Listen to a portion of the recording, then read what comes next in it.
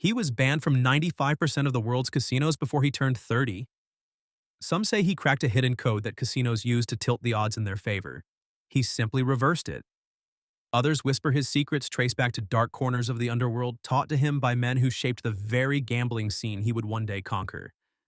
His legend grows each time he strolls into a new gaming hall because he leaves with obscene amounts of money and a bigger target on his back. Yet, the strangest twist of all is how openly he discourages others from gambling, even while funding private high-stakes hustles through unsuspecting partners. If you've ever wondered whether the house really always wins, this man is living proof that the house can lose, and lose big. Prepare for the story of a wild risk-taker who went from sleeping on sidewalks to ruling private suites, from teenage delinquent to millionaire gambler. By the end, you'll be left wondering whether this entire world is rigged, or whether certain people just figure out how to play the game better than anyone else. One thing is certain, nothing about him, or the lavish empire he built, is straightforward. But that's only where this saga begins.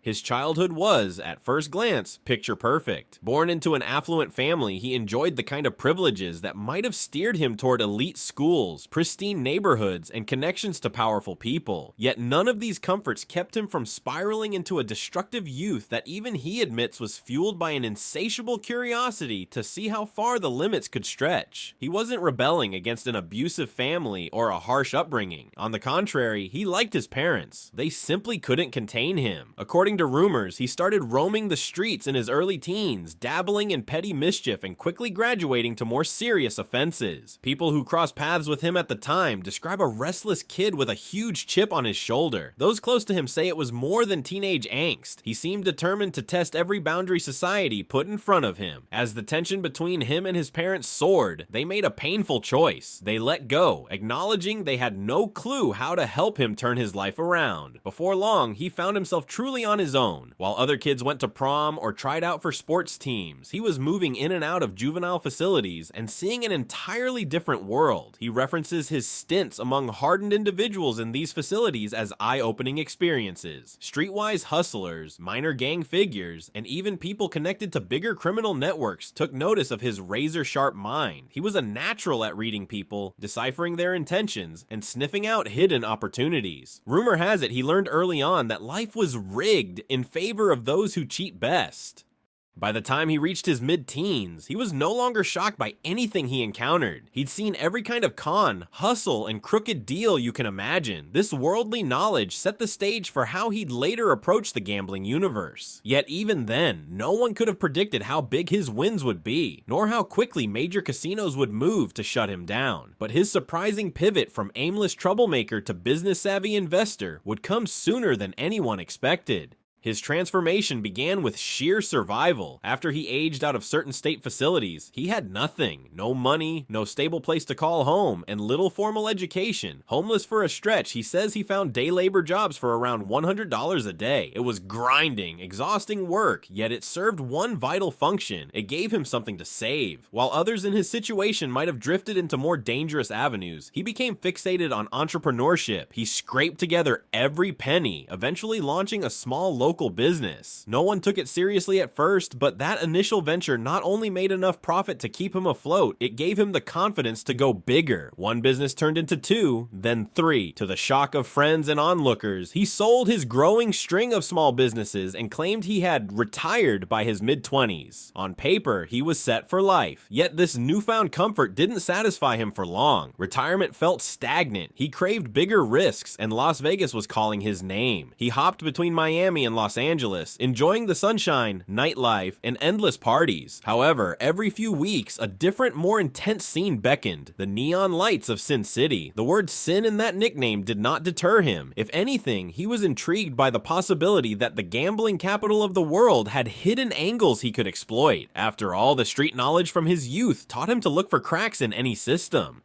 So he started going to Vegas to gamble for fun, or so the story goes. He'd take a chunk of money, risk it all at the tables, and see what happened. Oddly, he kept winning, and winning often. At first, he chalked it up to a lucky streak, but as the amounts got larger, he became convinced something else was at work. Casinos, he reasoned, must be using certain behind-the-scenes tactics to tip the odds against regular players. That's when his old training kicked in. If there was a con at play, he would figure it out, but the deeper he got, the more suspicious the casino managers became. It began in small ways. His curiosity led him to watch the dealers' shuffling patterns, the ratio of chips passed through the cage, and even the body language of pit bosses. Rumors swirl that he learned insider secrets passed down from associates linked to the Italian mafia. They taught him, so the story goes, what certain card room owners or gaming floors might do to ensure that over time they'd claim more money than they paid out. He allegedly saw a range of subtle manipulations, specific ways cards were handled, suspicious shuffling procedures, and microsecond delays in digital systems that might skew results. Determined to flip the advantage, he spent countless hours dissecting these so-called cheats, adopting them for his own benefit. Before long, the casinos noticed he didn't just leave with a neat profit. He left with amounts large enough to sting their bottom line. No matter how high the stakes, he showed an uncanny ability to maintain composure and recognize patterns. He started betting in the tens of thousands per hand at blackjack and baccarat. Then he pressed further, negotiating private limit tables that let him gamble $250,000 or more on a single hand. Casinos, always hungry for top-tier whales, rolled out the red carpet. They offered private jets, lavish suites, and expensive cars to keep him coming back. But the winning streak never reversed. In fact, it only got stronger. Within a few years, he claimed to have taken over $30 million from various Vegas venues. The big bosses grew furious and suspicious. They saw this as impossible luck, or worse, outright cheating. Although no official criminal charges stuck, the casinos eventually decided they would not play host to someone so devastatingly successful.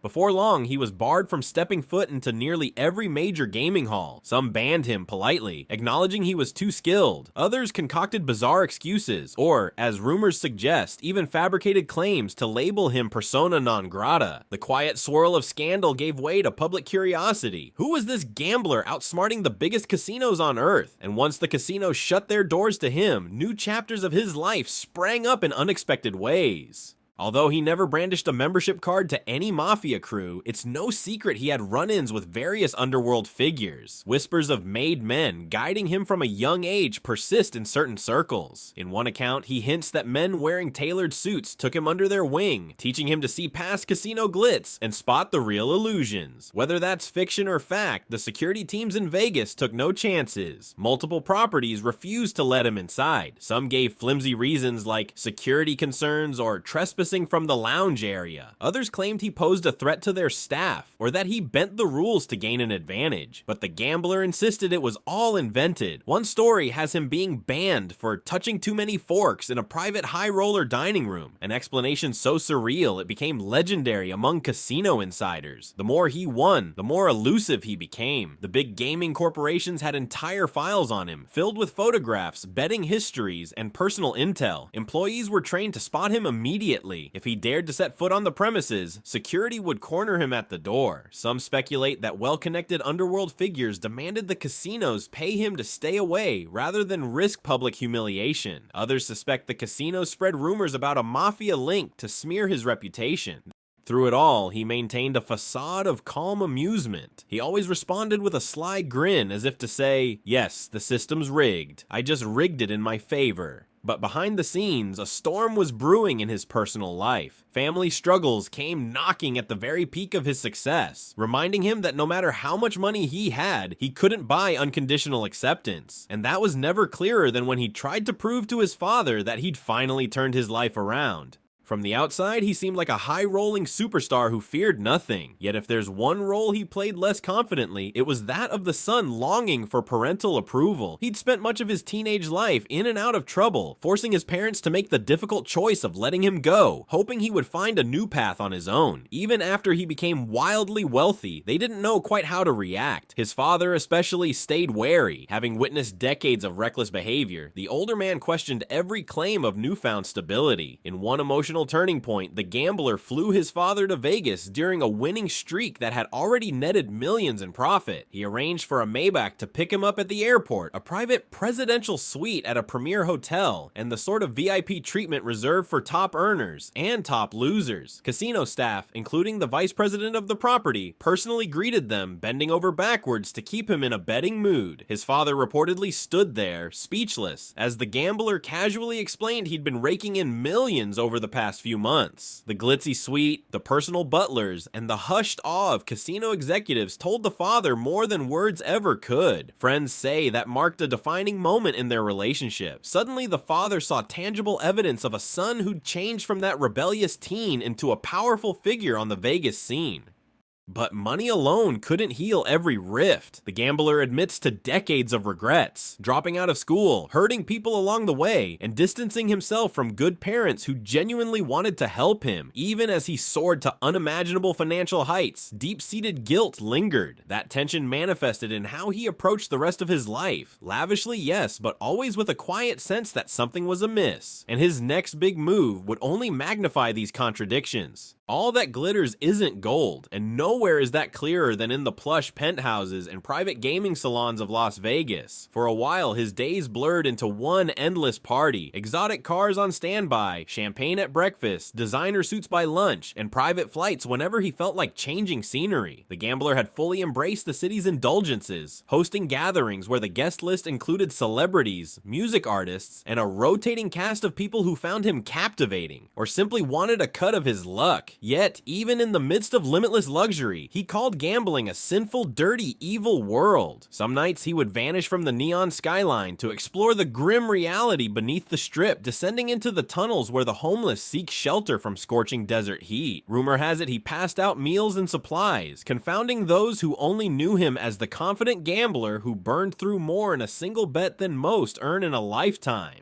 Meanwhile, casinos kept giving him the rockstar treatment, hoping he'd eventually lose more than he won.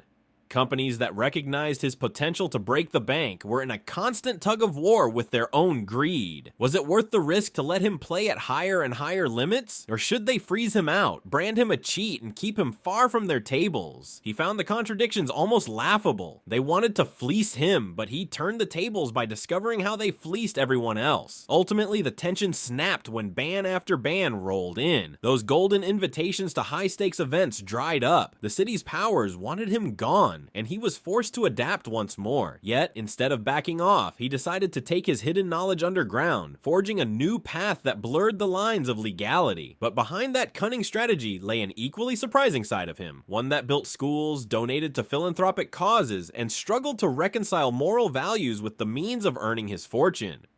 Gambling's shadows run deep, but the gambler's life wasn't just about stuffing his own pockets. It's said he financed a K-8 school in an underserved area, contributed heavily to religious institutions, and pledged large parts of his estate to causes like the Innocence Project. Friends and acquaintances saw this generosity as his way of finding purpose in a world that often felt hollow. Critics sneered that he was whitewashing a questionable occupation by handing out checks. He never denied the contradictions. Instead, he openly acknowledged that gambling, by its nature, destroys many lives. He just happened to figure out how to win more often than he lost. Some go further, accusing him of using charity as a shield. They say he wanted to elevate his public image and stave off potential legal complications or negative press. After all, headlines about a sinful gambler donating millions to help the wrongfully convicted make for good PR. But those who met him in person claim the sincerity was real. They describe him as haunted by the knowledge that his fortune came from a rigged industry and from beating that industry at its own rigged game.